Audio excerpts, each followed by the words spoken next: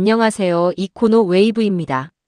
1편에서는 중동 전쟁과 호르무즈 해협 문제를, 2편에서는 유가 상승이 우리 생활에 미치는 도미노 효과를 함께 살펴봤는데요. 오늘 3편에서는 많은 분들이 궁금해하시는 미국 연준의 금리 동결 이야기를 처음 접하시는 분들도 쉽게 이해하실 수 있도록 차근차근 풀어드리겠습니다. 1편, 2편을 아직 못 보신 분들은 채널에서 먼저 확인해 주시면 오늘 내용이 훨씬 더 잘 이해되실 거예요. 자, 그럼 시작해 볼까요? 먼저 연준이 뭔지부터 알고 가야 할 것 같아요. 연준은 미국의 중앙은행입니다. 정식 명칭은 연방준비제도, 영어로 페더럴 리저브, 줄여서 페드라고 부르는 곳이에요. 쉽게 말하면 미국 경제의 심장과 같은 기관이에요. 우리나라의 한국은행처럼 미국 전체의 돈의 흐름을 조절하는 역할을 합니다. 연준이 하는 가장 중요한 일 중 하나가 바로 기준금리를 결정하는 거예요. 1년에 8번 FOMC 회의를 열어서 금리를 올릴지 내릴지 동결할지 결정합니다. 그런데 이 결정 하나가 미국뿐만 아니라 전 세계 경제에 엄청난 영향을 미쳐요. 우리나라 주식시장, 환율, 부동산까지 연준의 결정에 따라 출렁이는 이유가 바로 여기 있습니다. 금리를 아주 쉽게 설명하면 돈의 사용료라고 보시면 돼요. 은행에서 돈을 빌릴 때 내는 이자, 반대로 은행에 돈을 맡길 때 받는 이자, 이게 모두 금리와 연결돼 있어요. 금리가 낮으면 어떻게 될까요? 돈을 빌리는 비용이 싸지니까 기업들은 더 많이 투자하고 사람들은 대출받아 집도 사고 소비도 늘어나요. 경제가 활발하게 돌아가는 거죠. 주식이나 암호화폐 같은 위험 자산에도 돈이 몰리는 효과가 있어요. 반대로 금리가 높으면 어떻게 될까요? 돈을 빌리는 비용이 비싸지니까 소비와 투자가 줄어들어요. 시중에 돌아다니는 돈이 줄면서 물가가 안정되는 효과가 있어요. 그래서 연준은 경제 상황에 따라 금리를 올리거나 내리면서 물가와 경기 사이의 균형을 맞추는 역할을 하는 거예요. 자, 그렇다면 지금 연준은 왜 금리를 내리지 않고 동결하고 있을까요? 현재 연준은 기준금리를 3.5에서 3.75% 수준에서 2번 연속 동결하고 있습니다. 이유는 딱 하나입니다. 바로 중동 전쟁으로 인한 유가 급등과 그로 인한 인플레이션 우려 때문이에요. 2편에서 말씀드렸죠? 지금 유가가 배럴당 100달러를 넘어서면서 물가 상승 압력이 커지고 있잖아요. 이 상황에서 금리까지 내리면 어떻게 될까요? 시중에 돈이 더 풀리면서 이미 오르고 있는 물가에 기름을 붓는 격이 돼버려요. 연준 입장에서는 물가부터 잡아야 금리를 내릴 수 있는 여건이 만들어지는 거예요. 실제로 연준 의장은 최근 발표에서 경제 활동은 견고하게 확장되고 있지만 인플레이션은 다소 높은 수준을 유지하고 있다고 밝혔어요. 중동 전쟁의 영향이 불확실한 상황에서 일단 지켜보겠다는 신중한 자세를 취하고 있는 거죠. JP모건을 비롯한 주요 투자은행들은 올해 단 한 차례의 금리 인하만을 예상하고 있고요. 그 시기도 중동 상황이 안정되고 인플레이션이 잦아든 이후가 될 가능성이 높습니다.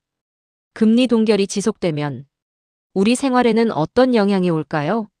첫 번째, 대출 부담이 계속됩니다. 주택담보대출, 전세대출, 사업자 대출 금리가 높은 수준을 유지해요. 매달 나가는 이자 부담이 줄어들지 않는 거죠. 두 번째, 달러 강세가 지속됩니다. 금리가 높은 나라의 통화는 강해지는 경향이 있어요. 미국 금리가 높게 유지되면 달러 강세가 이어지고 원달러 환율도 높은 수준을 유지할 가능성이 있어요. 환율이 높으면 수입 물가가 올라서 물가 상승 압력이 더 커지는 악순환이 됩니다. 세 번째, 투자 시장이 눌립니다. 금리가 높으면 굳이 위험을 감수하고 주식이나 코인에 투자하지 않아도 은행 예금만으로도 안정적인 수익을 얻을 수 있어요. 투자자들이 위험 자산 대신 예금이나 채권 같은 안전 자산을 선호하게 되는 거죠. 네 번째, 예금과 적금 금리는 상대적으로 높습니다. 이건 긍정적인 측면이에요. 기준금리가 높게 유지되면 시중은행의 예금, 적금 금리도 상대적으로 높게 형성돼요. 안전하게 자산을 지키고 싶으신 분들에게는 오히려 예금을 활용하는 전략도 나쁘지 않은 시기예요. 그렇다면 연준이 금리를 내리는 시점은 언제가 될까요? 전문가들은 세 가지 조건이 충족돼야 한다고 봐요. 첫 번째 조건, 중동 전쟁이 종식되거나 호르무즈 해협이 안정적으로 개방되어 유가가 다시 내려와야 합니다. 유가가 안정돼야 인플레이션 압력이 줄어들거든요. 두 번째 조건, 소비자 물가지수 CPI가 연준 목표치인 2%대에 근접해야 해요. 지금은 목표치를 상당히 웃도는 수준이기 때문에 이 숫자가 내려오는 게 핵심입니다. 세 번째 조건, 고용시장이 눈에 띄게 냉각돼야 합니다. 일자리가 너무 많으면 임금이 오르고 소비가 늘어나 물가가 다시 오를 수 있거든요.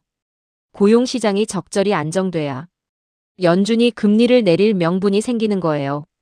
이 세 가지가 맞춰지는 시점이 바로 연준이 금리 인하를 결정하는 타이밍이 될 겁니다. 그렇다면 우리는 지금 뭘 주목해야 할까요? 딱 세 가지 신호를 기억해 두세요. 첫 번째, 중동 협상 결과입니다. 4월 6일 시한 이후 미국과 이란의 협상이 어떻게 흘러가는지 꼭 확인하세요. 협상이 타결되면 유가가 내려오고 금리 인하 기대감이 살아날 수 있어요. 두 번째, 미국 CPI 발표입니다. 매월 발표되는 소비자 물가지수가 오르는지 내리는지 체크하세요. 이 숫자가 내려올수록 금리 인하 가능성이 높아집니다. 세 번째, 연준 의장의 발언입니다.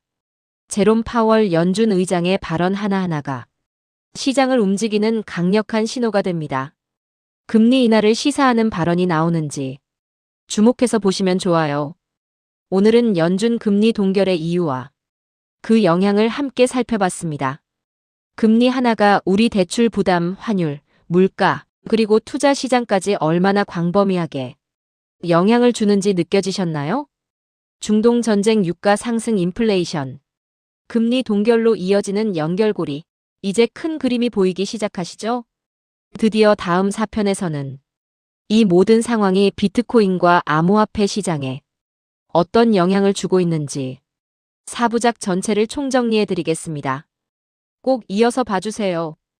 오늘 영상이 도움이 되셨다면 좋아요와 구독 꼭 부탁드립니다. 댓글로 궁금한 점도 남겨주시면 최대한 답변 드릴게요. 이코노 웨이브였습니다. 감사합니다.